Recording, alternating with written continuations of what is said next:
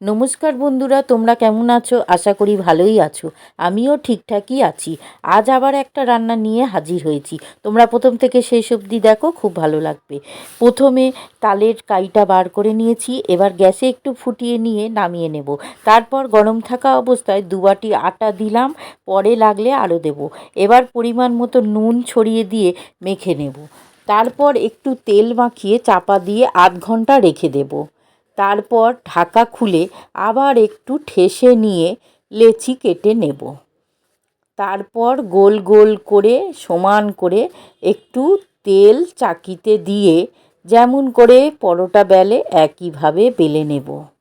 এবার এপিঠ ওপিঠ প্রথমে সেঁকে নিয়ে তারপর সামান্য তেল দিয়ে ভেজে নেব।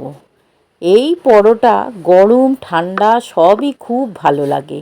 এত নরম হয়, পরের দিনেও একইভাবে নরম থাকে।